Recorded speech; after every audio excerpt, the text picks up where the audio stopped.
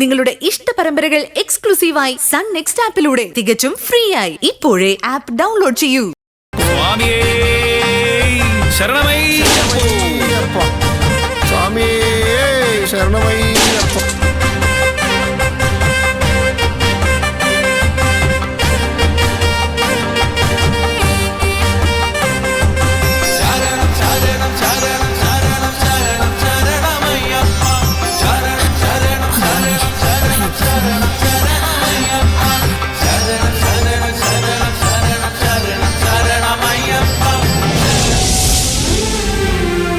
പൂജയ്ക്ക് ഗിരിയന്റെ കൂടെ നിൽക്കണമെന്നായിരുന്നു എൻ്റെ ആഗ്രഹം.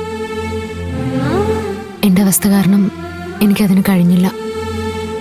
പക്ഷേ മനസ്സുകൊണ്ട് ഞാൻ ഗിരിയേട്ടൻ്റെ കൂടെ തന്നെയാ. അയ്യപ്പൻ്റെ സന്നിധാനത്തിലേക്ക് വരുന്ന ഗിരിയേട്ടന് ഒരാപത്തും വരുത്തല്ലേ.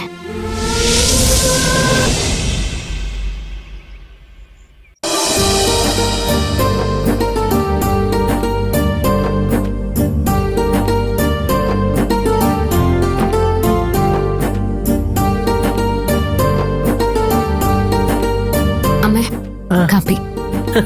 Thank you. മോളിപ്പോ ശുദ്ധിയായല്ലോ. കൃത്യം ഗിരിയേട്ടൻ പോകുന്ന ദിവസം നോക്കി എനിക്ക് മാറി നിൽക്കേണ്ടി വന്നു. മോൾ ഇങ്ങോട്ട് ഇരുന്നേ, ഇരിക്കേ. മോൾക്കെന്താ ഭാനുവിന്റെ അടുത്തേക്ക് പോണോന്നുണ്ടോ? അങ്ങനെയാണെങ്കിലേ ചേച്ചി ഒറ്റയ്ക്ക് പോകത്തേ ഉള്ളൂ. ഞാൻ ഇവിടെ തന്നെ നിന്നോളാം. ഒന്നും മിണ്ടാതിരിക്കന്റെ കൊച്ചേ. മോള് പറ, ഇവിടെ എന്തെങ്കിലും ബുദ്ധിമുട്ടുണ്ടോ? അയ്യോ, അങ്ങനെയൊന്നും ഇല്ല അമ്മേ. ഇവിടെ എനിക്ക് നല്ല സുഖം. പക്ഷേ ഗിരിയണ്ണ ഇല്ലാത്തപ്പോ വീട്ടിലെ കാര്യങ്ങളൊക്കെ ഞാൻ വേണ്ടേ നോക്കാം. അമ്മ വീട്ടിലെ കാര്യങ്ങളൊക്കെ ഒറ്റയ്ക്ക് ചെയ്ത് കഷ്ടപ്പെടുന്നുണ്ടാവും.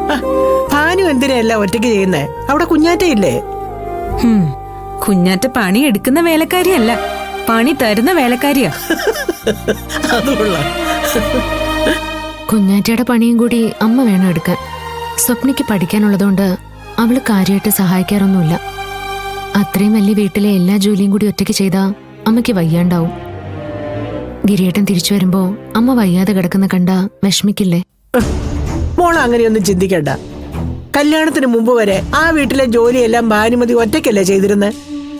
കുറച്ചു ദിവസം മോള് സഹായിച്ചില്ലെങ്കിലും അവൾക്കെല്ലാം കൈകാര്യം ചെയ്യാൻ പറ്റും. ചേച്ചി അങ്ങോട്ട് പോണോന്ന് പറയാൻ കാരണം അതൊന്നും അല്ലമ്മേ. പിന്നെ ഞങ്ങൾ അവിടെ ഇല്ലാത്തതാണ് സ്വപ്നയ്ക്കും കുഞ്ഞാറ്റയ്ക്കും ഒക്കെ സന്തോഷം. അവർക്ക് ഭാനുമതി അമ്മയുടെ കൂടെ ഇരുന്ന് സുഖമായിട്ട് ഏഷ്യന് പറയാലോ. അങ്ങനെ ആവശ്യമില്ലാത്ത എന്തെങ്കിലും പറഞ്ഞ് ഗിരിയേട്ടൻ തിരിച്ചെത്തുമ്പോഴേക്കും വീട്ടിൽ വീണ്ടും പ്രശ്നങ്ങൾ ഉണ്ടാവുമെന്നാ ചേച്ചിയുടെ പേടി. ആണോ മോളെ? പണ്ടാണെങ്കിൽ എനിക്കങ്ങനെ പേടിയുണ്ടായിരുന്നു എന്നൊക്കെ പറയാം. പക്ഷേ ഇപ്പൊ എനിക്കങ്ങനെ ഒരു പ്രശ്നവുമില്ല. ഇപ്പൊ കുഞ്ഞാറ്റയോ സ്വപ്നയോ തെറ്റായിട്ട് എന്തെങ്കിലും പറഞ്ഞാലും അമ്മ അതൊന്നും കേൾക്കില്ല. അതുകൊണ്ട് ഇവള് പറഞ്ഞ പോലുള്ള പേടിയൊന്നും എനിക്കില്ല. മോൾ എന്തായാലും കുറച്ചു ദിവസം ഇവിടെ നിൽക്ക്. അവിടെ എന്തെങ്കിലും കാര്യങ്ങളുണ്ടെന്ന് ഭാനുമതിയോ സ്വപ്നയോ വിളിച്ച് പറയുകയാണെങ്കിൽ അങ്ങോട്ട് പോയാൽ മതിയല്ലോ. ഗിരിയണ്ണൻ എന്താ പറയുന്നേന്ന് നോക്കണം. ഓ, മോളൊന്ന് ഡ്യൂട്ടിക്ക് പോകുന്നില്ലേ? എനിക്കിന്ന് നൈറ്റ് ഡ്യൂട്ടി അമ്മ. ഇത് വലിയ കഷ്ടമാണല്ലോ. ശീലിച്ചു കഴിഞ്ഞാ പിന്നെ കുഴപ്പമൊന്നുമില്ല. ശരി.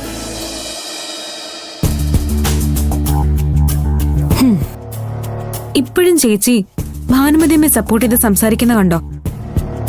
ഈ സ്നേഹം കണ്ടെങ്കിലും ആ ഭാനുവിന്റെ മനസ്സൊന്ന് മാറിയാ മതിയായിരുന്നു. ഓ, എനിക്ക് അങ്ങനെയുള്ള പ്രതീക്ഷ ഒന്നും ഇല്ലമ്മ. പട്ടിയുടെ വാലിന്റെ കാര്യം പറഞ്ഞ പോലെയാ അവരുടെ സ്വഭാവം. അയ്യോ, എനിക്ക് കോളേജിൽ പോയ സമയമായി. മോളെ, ഒരു കാര്യം ചെയ്യുവോ? പോകുന്ന വഴിക്ക് എന്നെ സ്റ്റുഡിയോയിൽ ഒന്ന് ഇറക്കാവോ? പിന്നെന്താ, ഞാനേ ഇപ്പൊ വരാം. ശരി.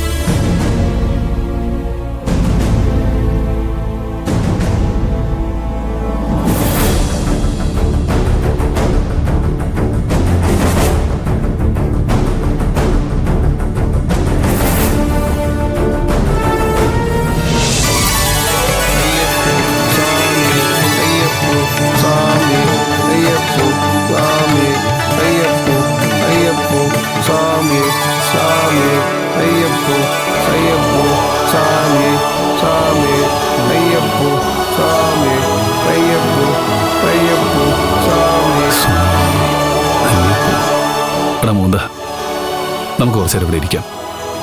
എടാ, തൊട്ടപ്പുറത്തല്ല അയ്യപ്പൻ്റെ അമ്പലം, നമുക്ക് അവിടെ ചെന്നിട്ട് വിശ്രമിച്ചാൽ പോരെ? അതല്ലടാ, എൻ്റെ മനസ്സിൽ വല്ലാത്തൊരു ടെൻഷൻ.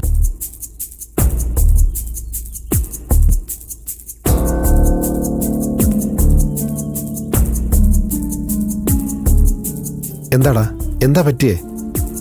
മഞ്ജു എന്തോ പ്രശ്നത്തിലാണെന്നൊരു തോന്നല്. എടാ, നീ വെറുതെ അവളെക്കുറിച്ച് ആലോചിച്ച് ടെൻഷൻ അടിക്കല്ലേ. നീ വിചാരിക്കുന്നത് പോലെ അവൾക്ക് സ്വന്തം കാര്യം നോക്കാതിരിക്കാനുള്ള കഴിവില്ലായ്മയൊന്നുമില്ല. എടാ, ഒന്നുമില്ലെങ്കിൽ അവളൊരു പോലീസുകാരിയല്ലേ. എടാ, ഞാൻ അതല്ല ഉദ്ദേശിച്ചത്. അവക്കെന്തോ അപകടം സംഭവിക്കാൻ പോകുന്നത് പോലൊരു തോന്നല്. ഏയ്, അങ്ങനെയൊന്നും സംഭവിക്കാൻ പോകുന്നില്ല. വീട്ടില് അമ്മയും മഹിമയൊക്കെ ഇല്ലേ, പിന്നെന്താ?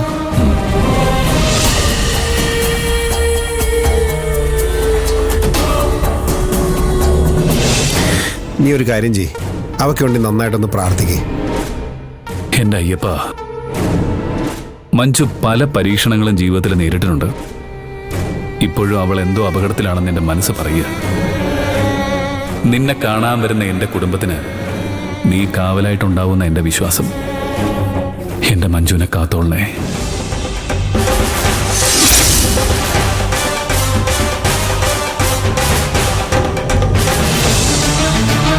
നീ വാ, നട അടയ്ക്കുന്നതിന് മുമ്പേ അമ്പലത്തിൽ കയറാം. തൊഴുതിറങ്ങിയതിന് ശേഷം നീ മഞ്ജുവിനൊന്ന് വിളിക്ക്. നിനക്ക് സമാധാനവും നമുക്ക് സന്തോഷം കിട്ടും. വാ.